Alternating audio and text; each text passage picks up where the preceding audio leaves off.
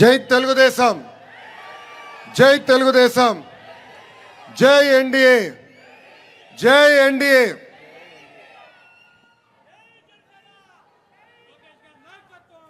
EVM అయినా ballot అయినా గెలుపు కూటమిదే.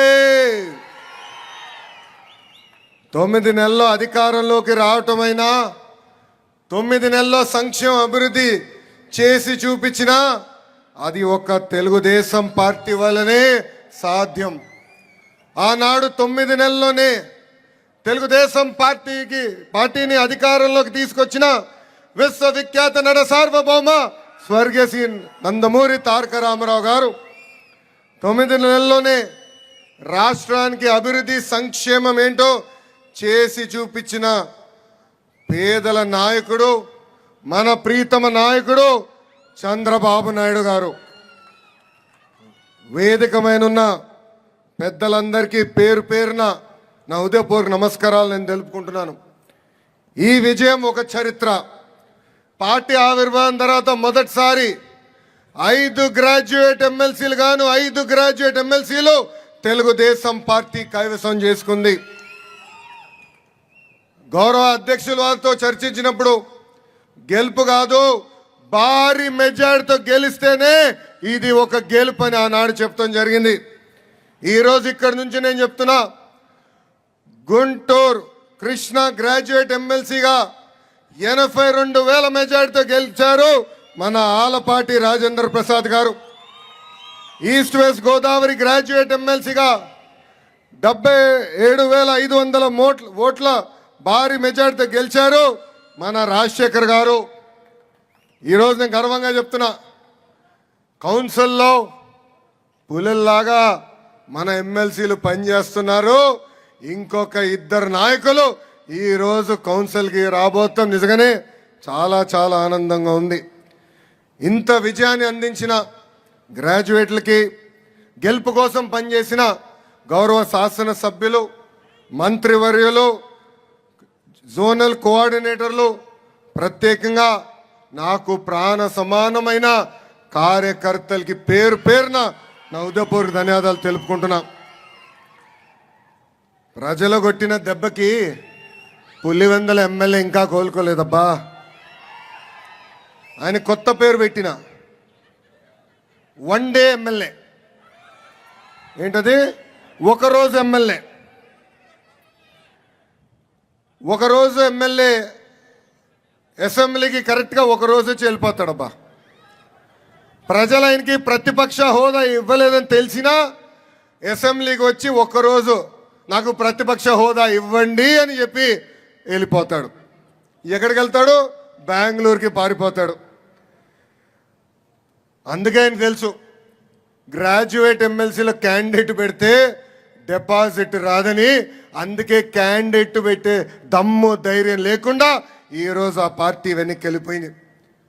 2023 ఎన్నికల్లో జరిగిన గ్రాడ్యుయేట్ ఎన్నికల్లో మనం విజయం ఎట్లా సాధించామో మీ అందరికి తెలిసిందే. అప్పుడు గ్రాడ్యుయేట్ ఎన్నికల్లో ఏకంగా ఒక గేమ్ చేంజర్గా మారింది. ఆ ఎన్నికలతో రాష్ట్ర రాజకీయ పరిస్థితులు కూడా మారిపోయినాయి. పార్టీ ఆవిర్భావం తర్వాత మొదటిసారి 8 నెలలు ముందుగానే క్యాండిడేట్లు మనం ప్రకటించుకున్నాం. ఒక వెస్ట్ రాయలసీమ గ్రాడ్యుయేట్ ఎమ్మెల్సీగా రామ్ గోపాల్ రెడ్డి గారేమి, ఈస్ట్ రాయలసీమ గ్రాడ్యుయేట్ ఎమ్మెల్సీగా ఒక కంచర్ల శ్రీకాంత్ గారేమి, ఉత్తరాంధ్ర గ్రాడ్యుయేట్ ఎమ్మెల్సీగా చిరంజీవి గారేమి ఆ రోజు ఒక ఘన విజయం సాధించారు. ఆ ఎన్నికల దెబ్బకే వైకాపా దిమ్మ ఆనాడే తిరిగింది. ఆ రోజు నుంచే సీన్ రివర్స్ అయింది. కట్ చేసి ముందుకు చూస్తే 164 సీట్లతో ప్రజాప్రభుత్వం ఆంధ్ర రాష్ట్రంలో ఏర్పడింది. ఒక పక్కన మోడీ గారు మేనియా, ఇంకో పక్కన బాబు గారు బ్రాండు, ఇంకో పక్కన నాకు అన్న సమానమైన పవన్ అన్న పవర్ దెబ్బకి వైకాపా దిమ్మ తిరిగింది, దుకాణం బంద్ అయింది. అసలు దేశానికి సంక్షేమం పరిచయం చేసిన వ్యక్తి అన్న ఎన్టీఆర్. వైకాపా ప్రభుత్వంలో 5 ఏళ్ళు చేయని సంక్షేమం మన ప్రభుత్వ అధికారంలోకి వచ్చిన మొదటి 9 నెలల్లో చేసి చూపించాం. మొదటిది పెన్షన్. ఇక్కడున్న కార్యకర్తలందరూ ఆలోచించాలి. 2014లో చాలని 200 రూపాయల పెన్షన్ని ఒకే సంతకంతో 5 రెట్లు పెంచి 1000 రూపాయలు చేసిన ఘనత మన నాయకుడు చంద్రబాబు నాయుడు గారి. అంతేకాదు అదే 1000 రూపాయల పెన్షన్ని తిరిగి 2000 రూపాయలు చేసిన ఘనత కూడా మన నాయకుడు చంద్రబాబు నాయుడు గారిది. ఈరోజు మన ప్రభుత్వ అధికారంలోకి వచ్చిన మొదటి నెలలోనే 3000 రూపాయల పెన్షన్ని 4000 రూపాయలు చేసిన ఘనత కూడా మన నాయకుడు చంద్రబాబు నాయుడు గారిది. అంతేకాదు దివ్యాంగులకి 3000 రూపాయల పెన్షన్ గతంలో వస్తే ఒకే ఒక సంతకంతో 6000 రూపాయలు చేశారు. ఇంకా ఏకంగా బెడ్కి పరిమితమైన ఇబ్బంది పడుతున్న వాళ్ళకి ప్రతి నెల మన ప్రభుత్వం 15,000 రూపాయలు ఈరోజు పెన్షన్ ఇస్తాం జరుగుతుంది. అంతేకాదు 198 అన్న క్యాంటీన్ తిరిగి ప్రారంభించాం. దీపం పథకం ద్వారా ఇప్పటికీ 1 కోటి కుటుంబాలకి ఈ స్కీమ్ వర్తించింది. వచ్చే మే మాసంలో తల్లికి వందనం కింద ఎంతమంది బిడ్డలున్నా చదువుకుంటున్న బిడ్డలకి 15,000 రూపాయలు మన ప్రభుత్వం అందజేయబోతుంది. అంతేకాదు మే మాసంలో అన్నదాత సుఖీభవ కింద రైతులు కూడా డబ్బులు అందజేసే బాధ్యత మన ప్రభుత్వం తీసుకోబోతుంది. ఇంకా 20 లక్షల మందికి ఉద్యోగాలు కల్పిస్తామని మేనిఫెస్టోలో భారతదేశ చరిత్రలో ఏ పార్టీ చేయని విధంగా దమ్ము ధైర్యం ఉన్న పార్టీ తెలుగుదేశం పార్టీ మేనిఫెస్టోలో పెట్టింది. ఈ గ్రాడ్యుయేట్ గెలుపు యువతది. ఆంధ్ర రాష్ట్ర యువకులకు నేను చెప్తున్నా, మాకు మీరు బాధ్యత పెంచారు. ఒక పద్ధతి ప్రకారం డిఎస్సి నిర్వహిస్తాం. జాబ్ క్యాలెండర్ కూడా ఒక పద్ధతి ప్రకారం నిర్వహిస్తాం. అంతేకాదు ఈ నెల అంటే మార్చి నెలలోనే 16,347 టీచర్ల పోస్ట్ భర్తీ చేసే మెగా డిఎస్సి కూడా మన అనౌన్స్మెంట్ చేసి గతంలోనే చేశాం. ఇప్పుడు ఏకంగా ఆ కార్యక్రమం కూడా అంటే నోటిఫికేషన్ ఇస్తాం. ఇప్పటికే 6,78,000 కోట్ల పెట్టుబడి తీసుకొచ్చాం.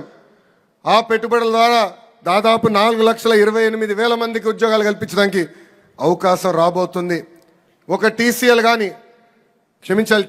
కానీ, ఆర్సిలర్ మిత్తల్ కానీ, ఎన్టీపీసీ గ్రీన్ కానీ, బీపీసీఎల్ కానీ, రిలయన్స్ ఇండస్ట్రీ కానీ, ఎల్జీ ఎలక్ట్రానిక్స్ కానీ ఇలా అనేక పరిశ్రమలు ఆంధ్ర రాష్ట్రానికి మన ప్రభుత్వం తీసుకొచ్చింది. ఇంకా గత ప్రభుత్వం తీసుకున్న చెత్త నిర్ణయాలు కూడా మనం రద్దు చేస్తాం జరిగింది. దాంట్లో భాగంగా ల్యాండ్ టైటిలింగ్ యాక్ట్ మనం రద్దు చేశాం. చెత్త పైన వేసే పన్ను కూడా మన ప్రభుత్వం రద్దు చేసింది. ఇంకా మత్స్యకారులకి ఉపాధి దెబ్బతీసే జియో 217 కూడా మన ప్రభుత్వం రద్దు చేసింది. కేంద్రంలో ఉన్న ప్రధానమంత్రి నరేంద్ర మోడీ గారి సహకారంతో ఎప్పుడు లేని విధంగా మన రాష్ట్రాన్ని మనం అభివృద్ధి చేసుకుంటున్నాం. గతంలో మనం చూసాం అమరావతి పనులు వేగంగా జరిగే సమయంలో అడ్డంగా పడుకుని పనులని ఆపేశారు. ఆగిపోయిన పనులు కూడా తిరిగి ఈ నెలలో ప్రారంభిస్తున్నాం. దానికి కేంద్ర ప్రభుత్వం 15,000 కోట్ల రూపాయలు సహాయం చేశారు. ఇంకా పోలవరం పనులు కూడా దారెక్కింది. మొన్నే నిర్వాసితులకి 1,000 కోట్ల రూపాయలు మన ప్రభుత్వం అందజేసింది. గతంలో మూసేస్తున్నారు.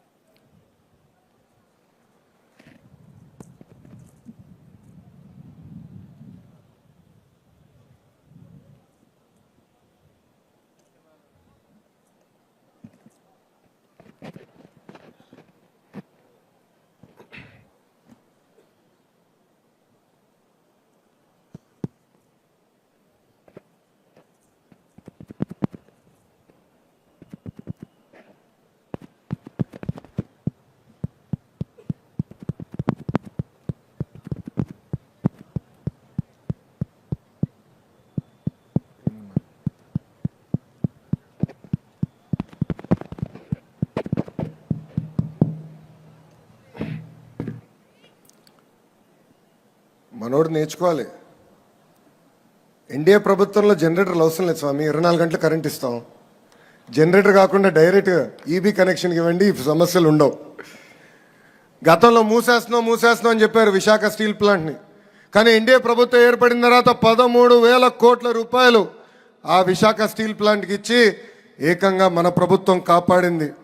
అంతేకాదు విశాఖ రైల్వే జోన్ కూడా మనం సాధించుకున్నాం. ఆఖరికి రోడ్డు పైన పడిన గుంటలు కూడా పూడ్చిన ఘనత మన ప్రభుత్వం ఉందని ఈ సభాముఖం మీ అందరికీ తెలుపుతున్నా. దేశంలోనే ఏ పార్టీకి లేని బలం మన పార్టీకి ఉంది. కార్యకర్తలే తెలుగుదేశం పార్టీ బలం, బలగం.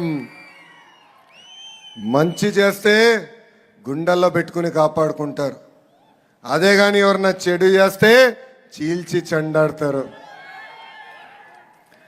ఒక పద్ధతి ప్రకారం ఈరోజు మనం నామినేటెడ్ పోస్టులని భర్తీ చేసుకుంటున్నాం.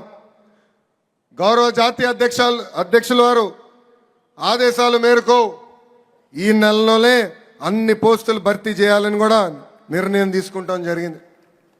అంతేకాదు భారతదేశ చరిత్రలో ఏ ప్రాంతీయ పార్టీకి జరిగిన విధంగా 1 కోటి సభ్యత్వాలు మనము సాధించుకున్నాం. ఏకంగా కార్యకర్తలకు ఈరోజు ప్రమాద బీమా కింద 5 లక్షల రూపాయలు కూడా మన పార్టీ సహాయం చేస్తుంది. నేను తెలుగుదేశం పార్టీ జాతీయ ప్రధాన కార్యదర్శి అయిన తర్వాత దాదాపు 130 కోట్ల రూపాయలు ఖర్చు పెట్టి కార్యకర్తల సంక్షేమం చేస్తాం జరిగింది. ఈరోజు నేను ఎక్కడికి వెళ్ళినా అందరూ నన్ను రెడ్ బుక్ గురించి అడుగుతున్నారు. అవునా కాదా? రెడ్ బుక్ గురించి అందరు నన్ను అడుగుతున్నారు. రెడ్ బుక్ దాని పని దాన్ని చేసుకుంటే వెళ్తుంది. గతంలో కూడా చెప్పా, చట్టాన్ని ఉల్లంఘించి కార్యకర్తల్ని ప్రజలు ఎవరైతే ఇబ్బంది పెట్టారో వాళ్ళని నేను ఎవరిని వదిలిపెట్టామని చెప్తాం జరిగింది. ఆ ప్రక్రియ ప్రారంభమైంది. అంతేగాని ఎవరినో వదిలిపెడతాం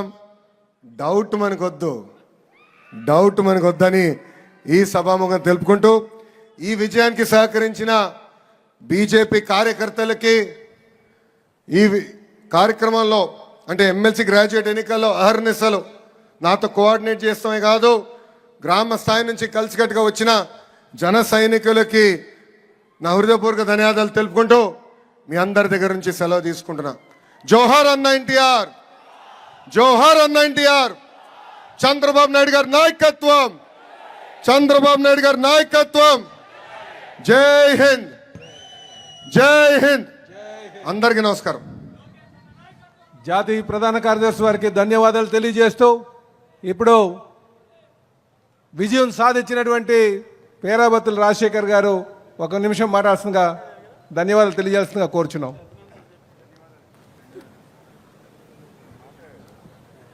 సభకు నమస్కారం.